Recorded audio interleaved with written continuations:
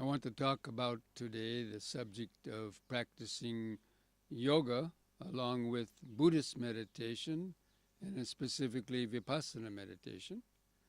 Now, this subject probably wouldn't uh, come up or be of any significance to people associated with practicing yoga, and especially the yogic eightfold path, the Ashtanga yoga, is taught by Patanjali, in which asana and pranayama are sort of prerequisites and usually practiced before practicing meditation, such as the dharana and the jhana and the samadhi, because the body and mind are a integrated and interrelated organism, and the body affects the mind affects the body.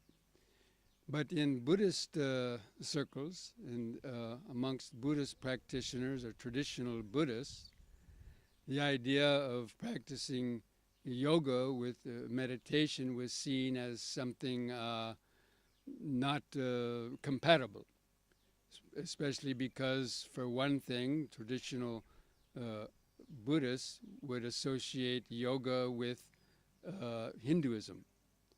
And because of that sort of association, the Buddhists would think they shouldn't practice it. And also, there's a misconception amongst a lot of Buddhists that the Buddha didn't care too much about the body in terms of using it as being important in the practice of meditation. And Buddhist meditation is mostly seen as a mental exercise, as sitting down and developing concentration, developing a mindfulness, but is mostly as a mental exercise. But as everyone really knows, the body and mind are a very integrated system, and the mind operates through the body. And the mind depends on the body and its nervous system to transmit the sensory data from the sense organs to the brain, where cognition and consciousness arises. So that the nervous system needs to be in an optimal condition, so that that sensory information can freely be relayed and the mind can remain in a alert and awake state. And the meditation is both physical and mental in that sense. And the posture, especially the sitting posture, is important in the meditation practice for those reasons I just had mentioned. But if you don't have the proper exercise, and if your spinal column and the muscles of your back are not strong, you won't be able to keep the back straight for very long, and you will tend to slouch. And if you go into a lot of Buddhist meditation centers, especially, let's say, in the traditional Asian countries such as Sri Lanka or Thailand or Burma or some other places where usually yoga is not practiced, and where the monks usually do not practice any type of real physical exercise except for walking meditation, that when you see them meditating, usually they're in a slouching position, and also the knees may be raised up because they're not flexible and the muscles are not loose in their hips and their inner thighs. Be able to get the knees to come down to the ground is not easy. And the ideal meditation position is what you could call a tripod position, where both knees and the buttocks have a good connection to the ground. And ideally, the buttocks should be elevated 1 or 2 inches higher than the knees, so that one will be able to keep the natural inward curve of the lower spine in its proper place. The spine has a natural inward curve in the lumbar vertebrae, and that was made by nature for a reason, because it supports half the weight of the body from the hips upward. And gravity is always trying to pull us down, and especially with the head. It weighs a few pounds or a couple kilos, and the jaw is sticking out. So the first thing that happens is that gravity grabs the jaw and starts pulling it down, and most people don't have the strength of their neck muscles to keep the chin lifted up, and also they don't have the awareness to notice when the chin is going down. So what happens when they start to meditate, the gravity pulls the chin down, and as the chin goes down, it causes the shoulders to kind of come in a little bit, which constricts the upper chest and makes the breathing more shallow and also quicker, because it's not able to fully expand in its natural rhythm. So that's why keeping the back straight is important for being able to keep the chin up and the back in its straight position.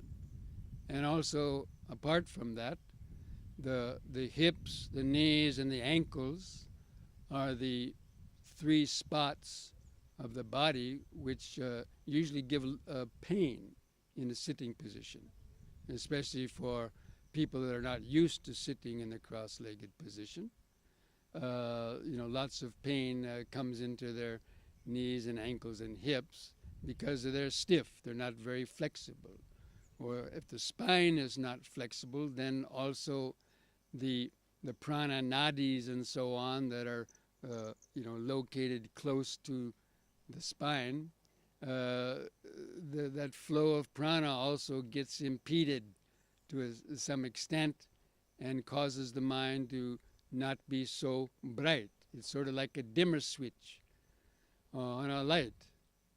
And once the chin and the spine start slouching downward, it's like dimming down a light. That means our consciousness. Our consciousness is like a light, and it gets dimmed down because of that impeding the free flow of prana and the sensory data that's coming through the 5 senses, and especially the body sense. And especially in the practice of Vipassana meditation, one of the starting points of practicing Vipassana meditation is learning how to center the mind in the breathing body, and using the breathing as well as the posture and the body itself as one of the objects for practicing mindfulness, for the beginning stages of mindfulness, called mindfulness of the body and mindfulness of breathing. And the Buddha himself, in his instructions, in his meditation sutras, the Anapanasati Sutta and the 4 foundations of mindfulness sutta, the first thing instructions are to sit down in a suitable place, and to put one foot up on the other thigh and the other foot up on the other thigh, basically meaning sitting in the lotus posture, the Padma Asana, and keeping the back straight. And he said that for a reason. The Buddha didn't waste his breath or say things that weren't important. So especially, maybe not exactly the lotus posture, but keeping the back straight. And again, for those reasons that I mentioned, because that allows a person to be the most alert and awake. And sort of the body is also an expression of our mind. And so sitting in an alert, erect position, it shows that the body is awake. And so the mind should be awake also. But when you're sitting in a position like this, that doesn't look like a very awake position. And also our mind will not be in its fullest awake state.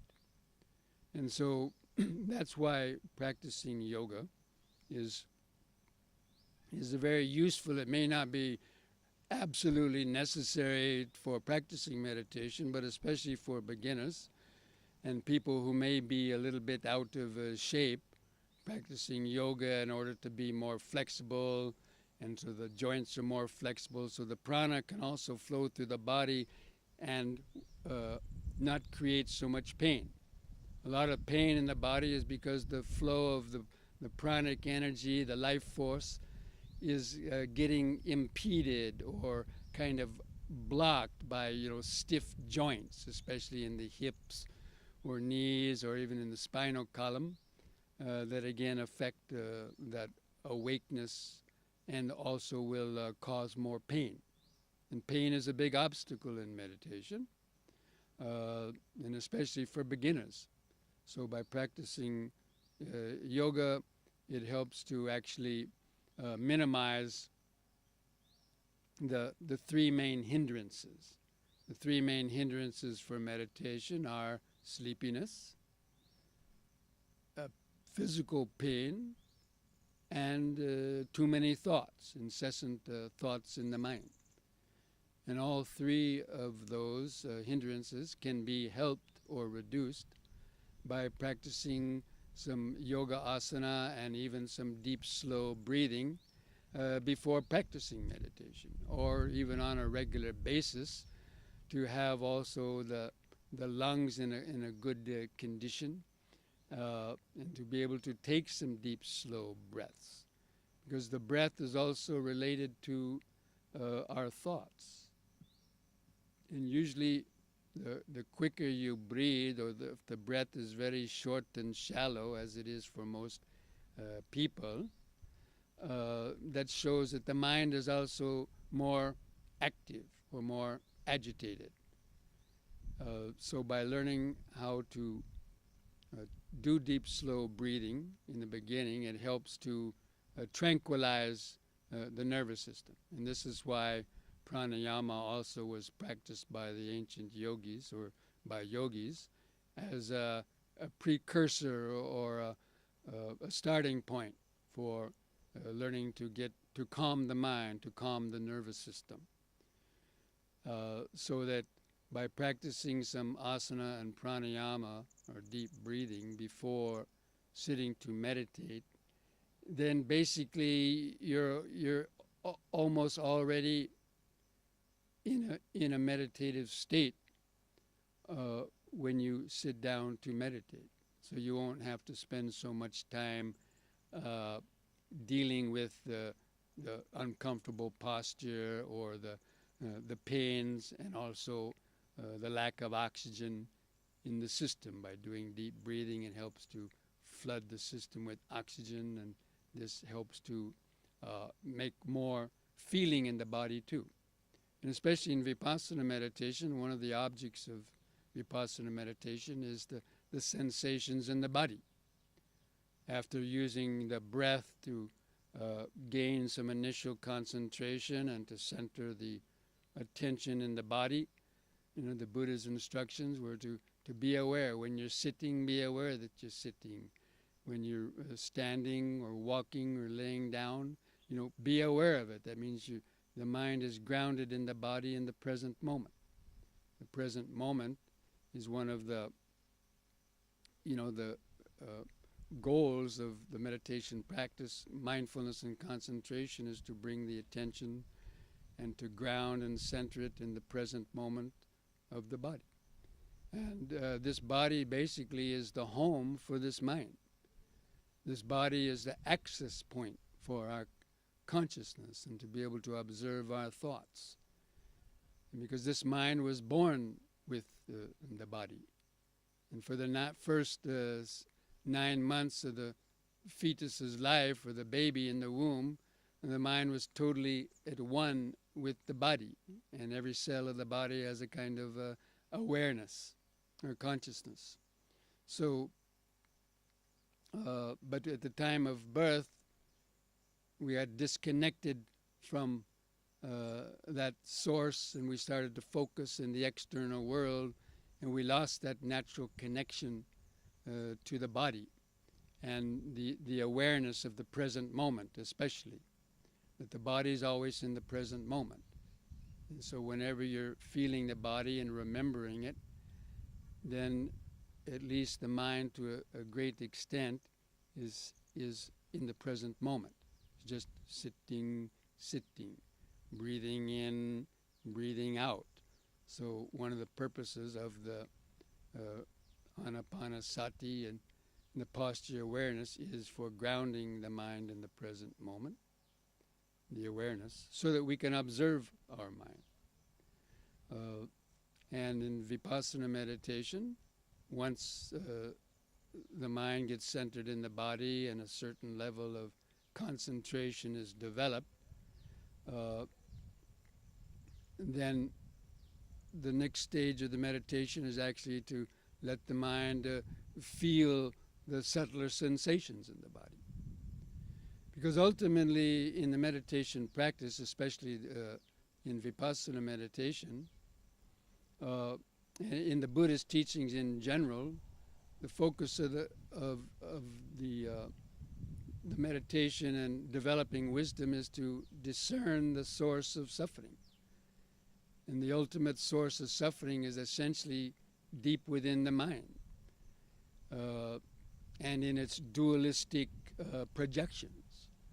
And the sense of I, me, and mine is something that was created in the baby after birth, and by getting caught in the external world and then getting caught in the past and the future, we lost that natural connection to the present moment, and then our source of happiness was also cut off.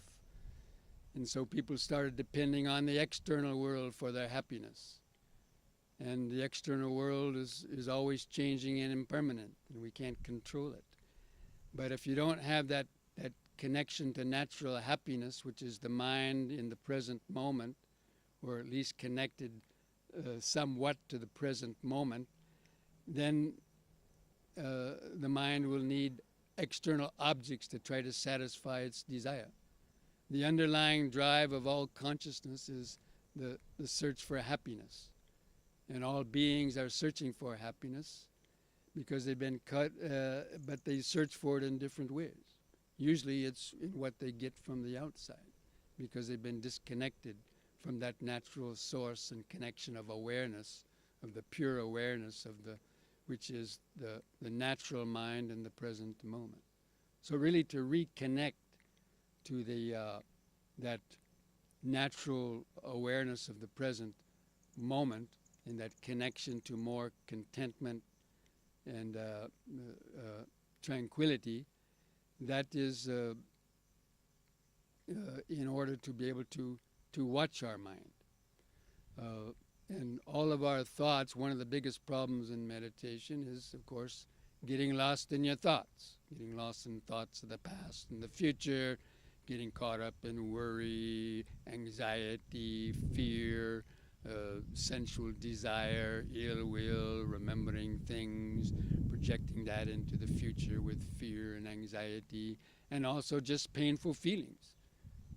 Itches and other, so many kind of unpleasant sensations on the body, stinging, itching, biting sensations, other aches and pains. The mind gets disturbed by that.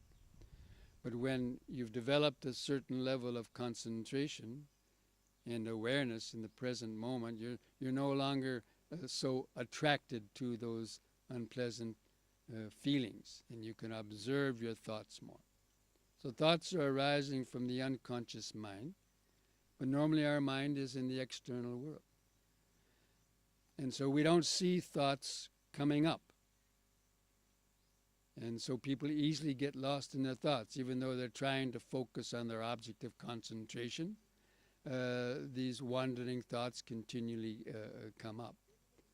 So uh, the more you're centered in the body, then the more the the the consciousness awareness will be in the present moment, so that we can see our thoughts more clearly.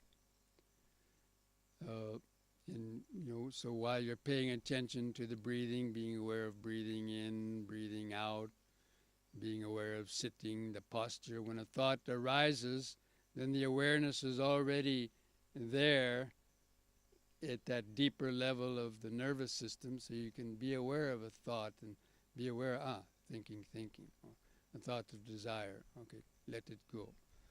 Thought of anger, let it go. Or you can notice when the body's starting to get drowsy. You can be aware, sleepy, so you can kind of straighten back out.